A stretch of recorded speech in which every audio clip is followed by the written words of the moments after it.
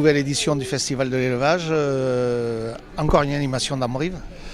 Oui, et puis une qui nous tient vraiment à cœur depuis plus de 50 ans. Vous savez, même si c'est la 43e édition, l'année prochaine nous allons fêter nos 50 ans. Et pour cette édition spéciale l'année prochaine, ces 50 ans d'existence, eh bien nous allons changer le nom, appeler notre festival le festival du bien élevé et du bien manger. Tout cela pour aller dans un sujet qui me tient beaucoup à cœur sur le plan sociétal, c'est quelle nourriture nous avalons, quelle nourriture nous consommons, comment elle a été produite, élevée.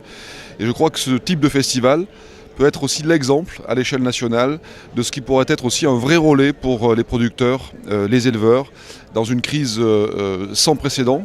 Et c'est comme ça que je pense que la France arrivera à se différencier de d'autres pays, y compris en Europe, sur leur qualité et sur la qualité des produits que nous avons dans l'assiette.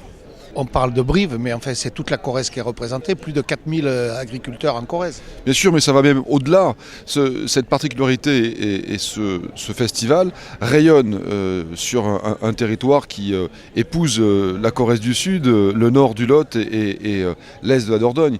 C'est vraiment notre attractivité, et c'est l'attractivité naturelle de Brive et de son territoire, aux confins de 2 autoroutes, bien évidemment, mais sur un territoire qui est aussi riche en production, riche aussi en producteurs et riche aussi en qualité de produits. Et ça, c'est une chance incroyable dans une société dans laquelle nous avons quelques difficultés à être sécurisés sur l'alimentation. Regardez encore, il y a quelques jours de cela, la polémique sur les œufs, et il y en aura d'autres. Donc on a besoin de sécuriser notre alimentaire. C'est un élément fondamental. Et ce type de festival est là aussi pour ça, pour faire la promotion à la fois du terroir, du territoire, mais surtout de ce que nous mangeons et de ce que nous mangerons demain dans l'assiette.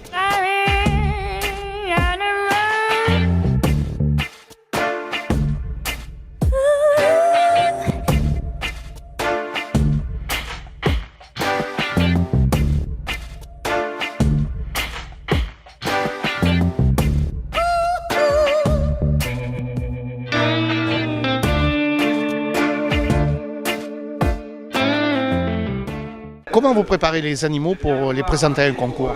Mais déjà, ça commence donc pour des jeunes bêtes, donc ça commence par une sélection au pré, où on regarde les largeurs de dessus, les largeurs bassin, 3 canters, ichion, les largeurs aux hanches, la grosseur des os.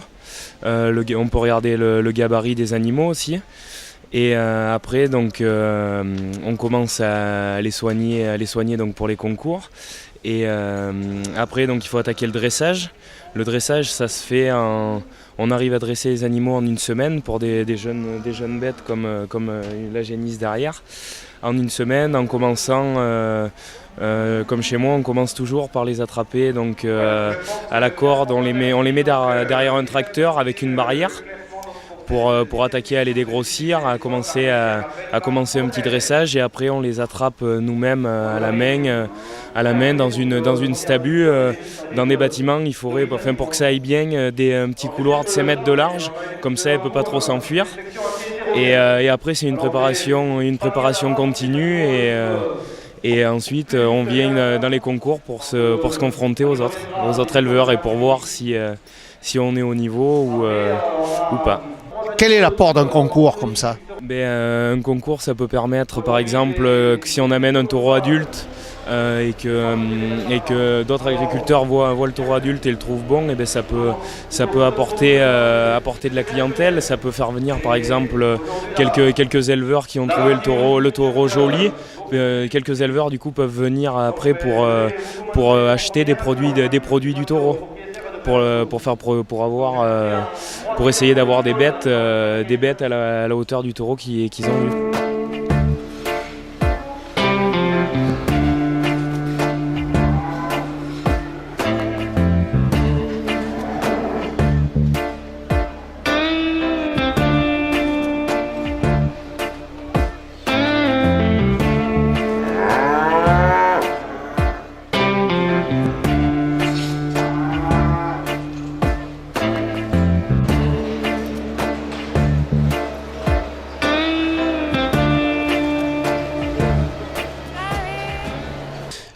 Historiquement, les jeunes agriculteurs sont nés d'une scission au niveau de la FNSEA.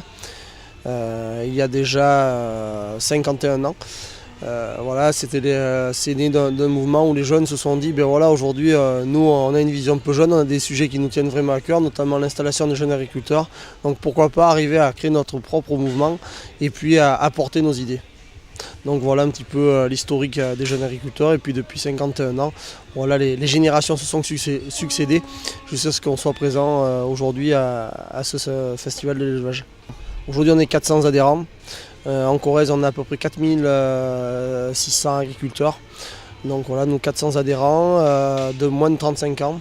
Parce que là, jeune agriculteur, c'est un peu la particularité, c'est le syndicat des jeunes, enfin jeunes. C'est pas parce qu'à 35 ans on est plus jeune, mais voilà, il y a une limite d'âge et un certain règlement à respecter. Donc jusqu'à 35 ans, on est jeunes agriculteurs. Alors notre rôle principalement, c'est défendre l'installation des jeunes agriculteurs, le renouvellement des générations. C'est défendre l'ensemble des jeunes agriculteurs vis-à-vis de l'ensemble des différentes thématiques agricoles au quotidien, comme tous les syndicats.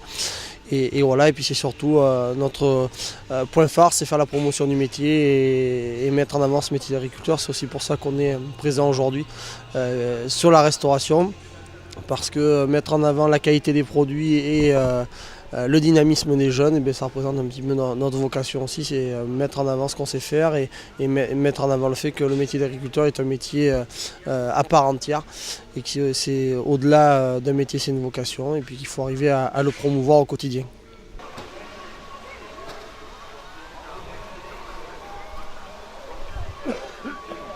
Le frison, c'est un cheval qui vient d'Hollande. Tout à fait de Nord-Hollande, de Provence de Frise. Et c'est un cheval qui est une race qui est très vieille. Peut-être ça vient de temps de Romains. Et la Frise, c'est une région qui est bien isolée par l'eau. Et comme ça, la race, il a resté là, pur et isolé. C'est une race avec un très bon caractère. Ils sont tous noirs. Et comme c'est une race qui est vraiment une vieille race, qui n'est pas mélangée avec les autres chevaux, donc le caractère, ça reste très bon. Et moi, je suis né entre deux chevaux. Et il y a beaucoup de différences de races de chevaux dans mon vie. Et quand j'ai connu le frison, bon, c'est une perle. C'est vraiment, il a tous du bon caractère. Tu peux presque parler avec eux. Oui. Et bon, nous, on a fait un petit élevage dans le Dordogne. Et l'année dernière, on a présenté, c'est pour la première fois, on a présenté un jument à le concours à Villeneuve-sur-Lot. C'est le concours de Sud de France et ils sont revenus avec le champion. Ça, c'est un poulain de 2 mois qui est avec elle. C'est un produit de notre étalon. Et maintenant, elle est pleine d'un étalon, le champion, le 2e dans le championnat d'Hollande.